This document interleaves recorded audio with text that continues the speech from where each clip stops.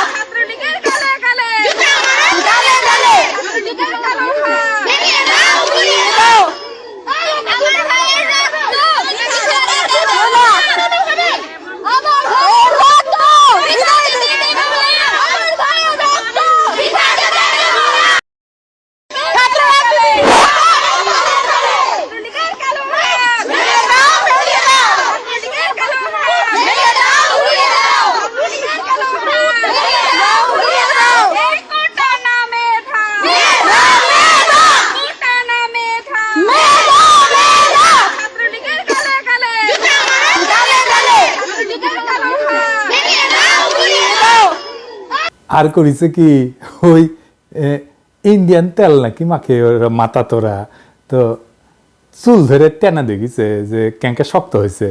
আর তোর কুত্তারা তো হাঙ্গারে মাইয়াদের গায়ে হাত তুলিছে, শুধু হাত তোলে নাই, রক্তাক্ত করিছে।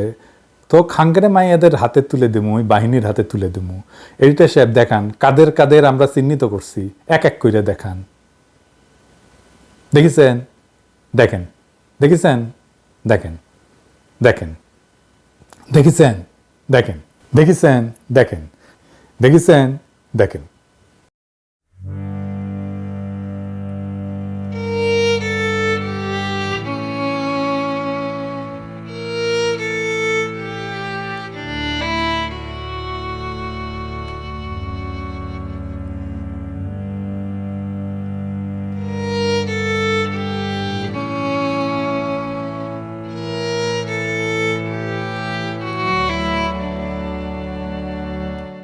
চট্টগ্রামে নাকি ছাদ থেকে ফেলে দিছিল আন্দোলনকারীরা।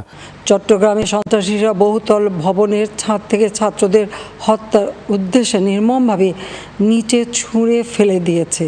ছাত্রলীগ ফেলে দিছে আন্দোলনকারীদেরকে। আর এই যে দেখেন নাম্বার প্লেট গাড়ি দিয়া চট্টগ্রামে অস্ত্র সাপ্লাই দিচ্ছে।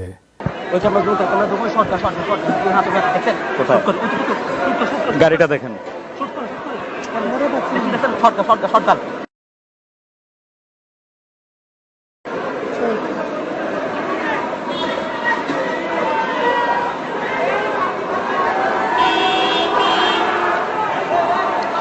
একটি গাড়ি মূলত বারবার এগিয়ে যাওয়ার চেষ্টা করছে এবং গাড়ি থেকে আমরা দেখছি ব্যাগ নামানো হচ্ছে, বেশ কিছু ব্যাগ এই গাড়ি থেকে নামানো হচ্ছে, এমনটি আমরা দেখছি।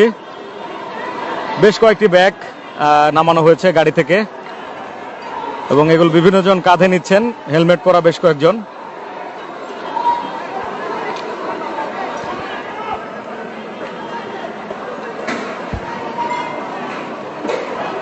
উই আসলে মানুষ না, ওইটা ডাইনি, একটা রাক্ষসী। কয় অ্যাম্বুলেন্সে নাকি হামলা চালাইছে। সাধারণ পথচারী, দোকানিদের আক্রমণ, এমনকি রোগীবাহী অ্যাম্বুলেন্স চলাচলে বাধা প্রদান করা হয়।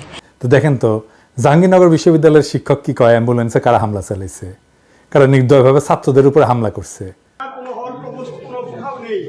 পুরো পুলিশরা শিক্ষার্থীদের সাথে ব্যবহার করছে সেটা মানুষের পর্যায়ে ৭১ সালে এই ব্যবহার হয়েছে কিনা আমরা জানি না। আমরা অসুস্থ শিক্ষার্থীদেরকে রেস্কিউ করতে পারছি না, রেস্কিউ করতে অ্যাম্বুলেন্স নিয়ে আমরা মুভ করতে পারছি না, পুলিশ অ্যাম্বুলেন্সে হামলা করছে। এটা হতে পারে না। আমি সারা দেশের মানুষকে আহ্বান জানাবো, আপনারা দেখুন জাহাঙ্গীরনগর বিশ্ববিদ্যালয়ে কি হচ্ছে আমাদের ছেলেমেয়েদের উপরে, কি নারকীয় ভাবে আমাদের ছেলেমেয়েদের উপর হামলা হচ্ছে। আমাদের কিছু বলার নাই, আমরা সহ্য করতে পারছি না, নিতে পারছি না। আমরা কিছু লোক এখানে দাঁড়িয়ে আছি, আর আপনারা আমরা নিতে পারছি না। আমরা শিক্ষক, আমরা দলদাস না। বিশ্ববিদ্যালয়ের ক্যাম্পাসে এইভাবে নির্মমভাবে হামলা হবে শিক্ষার্থী, হাজার হাজার শিক্ষার্থীদের উপরে, এটা মেনে নেওয়া যায় না। এটা সভ্য দেশে হয়তো সভ্য সমাজ হতে পারে না।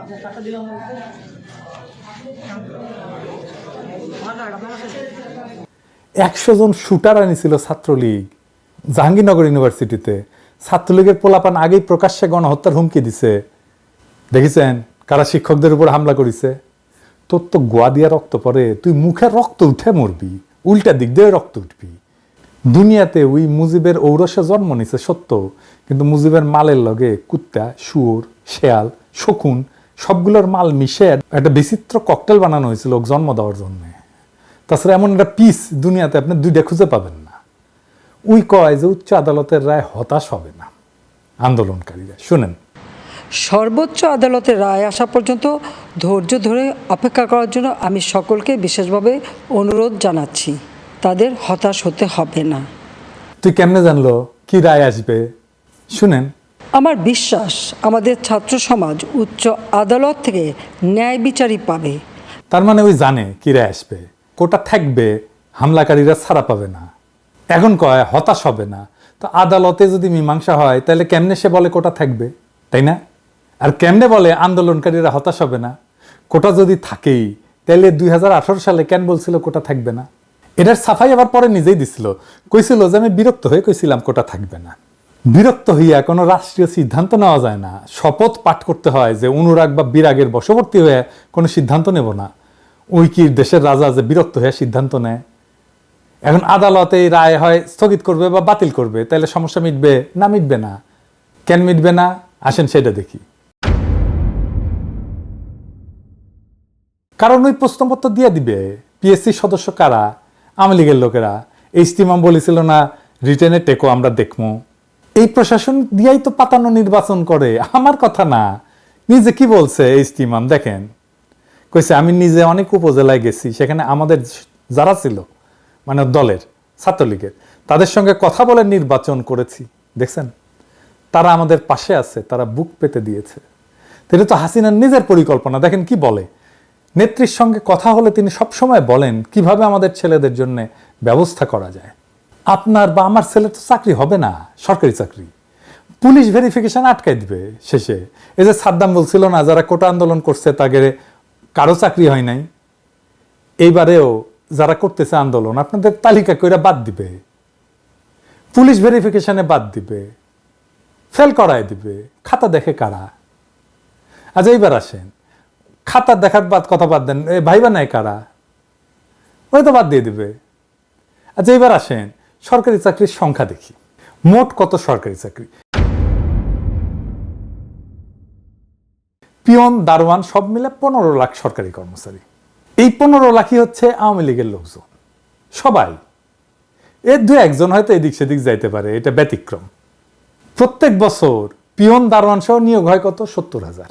এই যে 70,000 দেখেন, মানে গত 5 বছরে যদি 3.5 লাখ নিয়োগ হয় তাহলে মানে 70,000 বছরে। তাহলে ধরেন মুক্তিযুদ্ধের পোষ্য কোটা যদি বাদ দেওয়া হয় তাহলে বাদ যাবে কত? 30%। তার মানে 21,000 চাকরির সুযোগ বাড়বে আপনাদের জন্য। এটা হাসিনার লাগবে তো, এই চাকরিটা হাসিনার লাগবে। সরকারি চাকরিটা কেন লাগবে সেটা তো দেখলেন, ওরা নির্বাচন করে দেয়। যাই হোক, এই 21,000 খুব বেশি চাকরি না, তাও ধরলাম যে পাইলেও এটা সরকারি চাকরিগুলো নিয়ে যাচ্ছে হাসিনার দলের লোক। এই যে পুলিশ মারতেছে সবগুলো তো ছাত্রলীগ। আর্মিতে প্রমোশন হয় না আওয়ামী লীগ পরিবারের না হইলে। কোটা তো একবার ব্যবহার করা হয় না, চাকরির সময় ব্যবহার করা হয়, প্রমোশনের সময় ব্যবহার করা হয়। তো সরকারি চাকরি নিয়ে গেল হাসিনা, আর বেসরকারি চাকরি কে নিল? মোদি। সেগুলো তো আরো বেশি বেতনের চাকরি। $10 বিলিয়ন নিয়ে যায় প্রত্যেক বছর ইন্ডিয়ানরা। এই টাকায় মাসে গড়ে $1,000 বেতন যদি দেওয়া হয়, $1,000 মানে কত এখন আমি জানি না, 1,30,000 টাকার মতো হবে হয়তো মাসে। এইরকম 1,30,000 টাকা বেতনের চাকরি আপনি কতগুলো পাইতেন জানেন? 8.5 লক্ষ চাকরি দেওয়া যেত, বাংলাদেশের কোনো বেকার থাকতো না। হিসাবটা দেখেন। কোটা শুধু মুক্তিযোদ্ধা কোটা না, ভারতের কোটাও তো আছে, তাই না? আছে না? ওই যে আওয়ামী লীগের মধ্যে ভারতের এমপি ক্যান্ডিডেট থাকে, যে শুনেন শেখ হাসিনাকে বলো আমি শেখ হাসিনার প্রার্থী, এটা তোমাকে মনে রাখতে হবে। আমি ভারতের প্রার্থী, তোমাকে এটা মনে রাখতে হবে। আমি এখানে হারার জন্য আসিনি। তো এখন আমাদের করণীয় কি? এখন তো কাঁঠাল রানী তার বিডিআর, র্যাব, পুলিশ, ডিবি এই দিয়া হোস্টেলগুলো, হলগুলো ফাঁকা করে দিছে, তাই না? এই আন্দোলন এখন জনতার আন্দোলনের রূপ নিচ্ছে। দেখেন রিক্সাওয়ালা ভয় ভেঙ্গা কি বলে।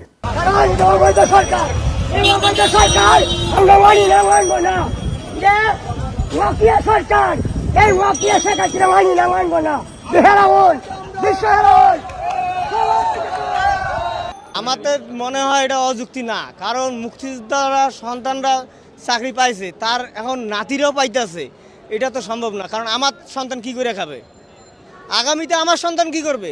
আমার সন্তানের তো প্রাপ্য আছে, মেধাবী যখন হবে তখন আমার সন্তানের তো একটা সরকারি চাকরিজীবী আশা থাকে। বা আমি যে রিক্সা চালায়া আমার সন্তানক এত কষ্ট করে মানুষ করে মেধাবী ছাত্র বানায়া যদি তার চাকরি না হয়, সেও যদি রিক্সা চালায়, তাহলে এই শিক্ষার কোনো প্রয়োজনই নেই আমাদের দেশে। দেখেন শিশুরা যুক্ত হচ্ছে আন্দোলনে, বাসা থেকে পানির বোতল দিচ্ছে, দেখেন শিশুরা চকলেট দিচ্ছে। নারীরা, ছাত্ররা কিভাবে কমিটমেন্ট নিয়ে মাসে নামতেছে, কিভাবে আর্গু করতেছে, দেখেন নারীরা কিভাবে আর্গু করে। সবাই কোটার পুলিশ, সবাই কোটার পুলিশ। আমি আপনার বিশ্ববিদ্যালয়ে জানতে পারি। এক্সকিউজ মি, আমি আপনার আপনি কি বাবা ঢাকা বিশ্ববিদ্যালয়ে পড়তেন? আপনি ঢাকা বিশ্ববিদ্যালয়ে পড়তেন? ভাই আমার দিকে তাকান ভাই। কত অফিসে আপনার লজ্জা লাগে না ভাই? ছেলে মেয়েগুলোর দিকে তাকান তো, কোনো লজ্জা লাগে না? কালকে খাইছি মায়ের, আজকে যাতে মাইন না খাই, বুকে পিঠে ধাক্কা না খাই, বুঝেন এগুলা? এই আপনারা কি পড়াশোনা করেন?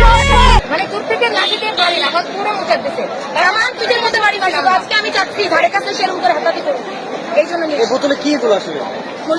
মরিচের গুঁড়া। বাবাকে বলে আসছি আজকে যদি মরে যায় আমার রাষ্ট্র যেন রাস্তা থেকে কেউ না তোলে। আমরা ঢাবি স্টুডেন্ট ভাবে মার খেয়েছি, আমাদের ভাইদের যেভাবে মেরেছে, আমি নিজেও ইনজুরিতে আছি। আমি তারপর আজকে আন্দোলনে আসছি। আমরা কিন্তু মানে দমে যাই না, এটা জাস্ট বোঝানোর জন্য যে ইনজুরি থেকে যে উঠে আসছি। যে দেখেন এলাকাবাসীর সাথে কিভাবে যুক্তি দিচ্ছে, বলতেছে আপনার সন্তানের ভবিষ্যৎ আমার হাতে। আপনার মেয়ে 10 বছর পর জব পাবে না, আপনি তখন কি বলবেন?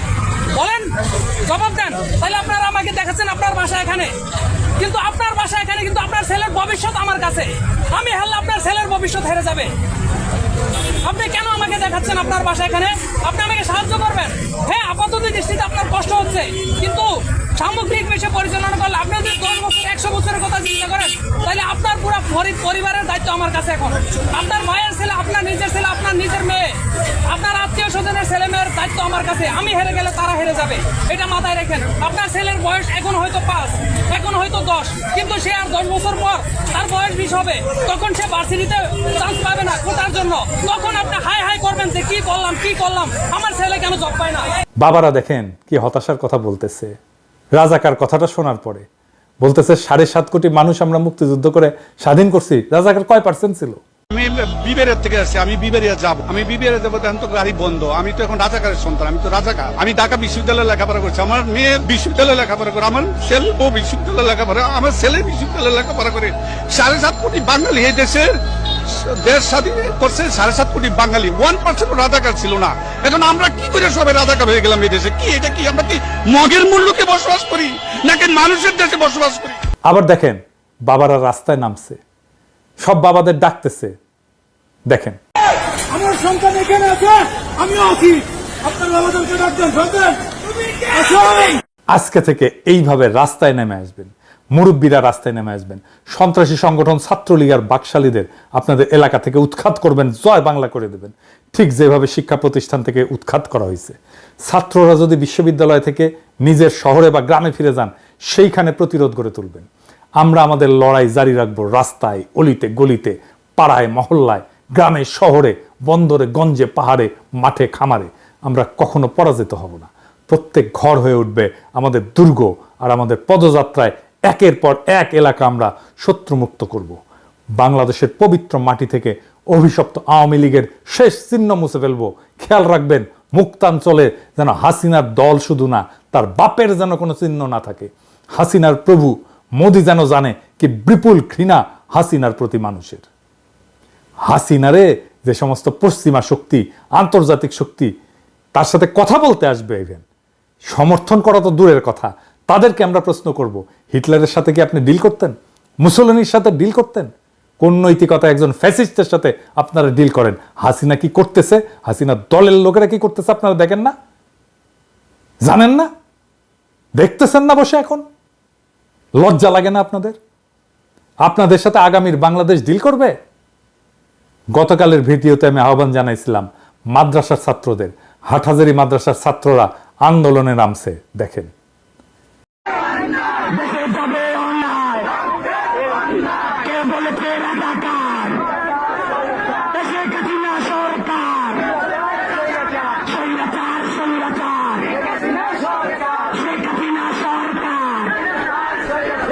শুক্রিয়া আমাদের ভাইদের।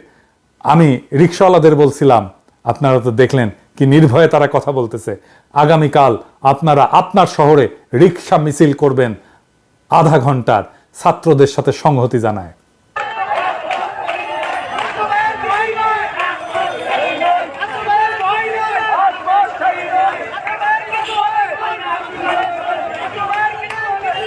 গার্মেন্টস শ্রমিকদের আবারও আহ্বান জানাইব, আপনারা আপনাদের দাবি নিয়ে মাঠে নামেন। আর একটা দলকে বলবো, বলা হয় নাই, আপনাদের অনেকেই আপনাদের সমস্ত সারা জীবনের সঞ্চয় নিয়ে শেয়ার মার্কেটে বিনিয়োগ করছিলেন, আর দরবেশ বাবা খাইয়া দিছে পুরাটা। নিজের সর্বস্ব হারানোর ওই বেদনা যদি মনে থাকে, আপনারাও নামেন মাঠে আজকে। হাসিনা বিজিবি নামাইছে, বাংলাদেশের অভিশপ্ত বাহিনী যারা বাংলাদেশের দেশপ্রেমিক সেনা অফিসারদেরকে মারছিল আর বাংলাদেশে ভারতের দাসত্ব শুরু করছিল, তাদেরকে নামাইছে। পুরা পিলখানা তুলে ইন্ডিয়াতে পুশব্যাক করে দেব মোদির চালা। আপনারা বিজেপিকে দেখলেই বলবেন খুনি, জল্লাদ, অভিশপ্ত। দেখেন বিজেপি কিভাবে পিছু হটছে।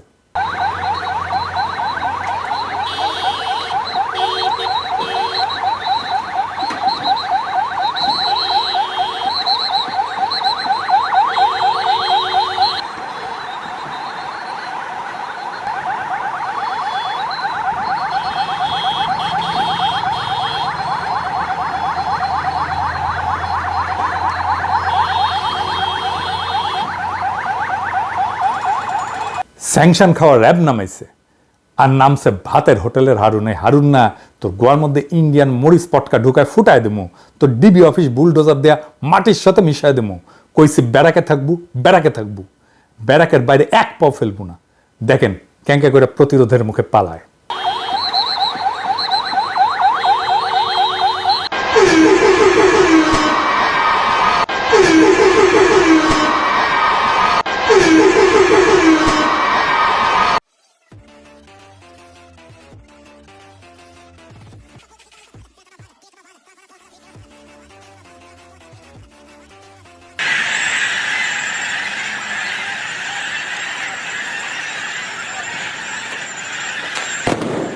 খালি সাহস কইরা রুখে দাঁড়াইতে পারলেই এরা ফুটবে। মনে সাহস রাখবেন আর চোখে রাখবেন প্রতিশোধের আগুন। মনে রাখবেন শৃঙ্খল ছাড়া আমাদের হারানোর কিছু নাই, কিন্তু আমরা অর্জন করতে পারবো বীরের জীবন। ওরা একবার আমাদের হটাবে, আমরা আবার সংগঠিত হয়ে তরঙ্গের পর তরঙ্গের মতো বারে বারে ঝাঁপায় পড়ব, যতদিন খোদা তাআলা আমাদেরকে বিজয়ী হওয়ার তৌফিক না দেন।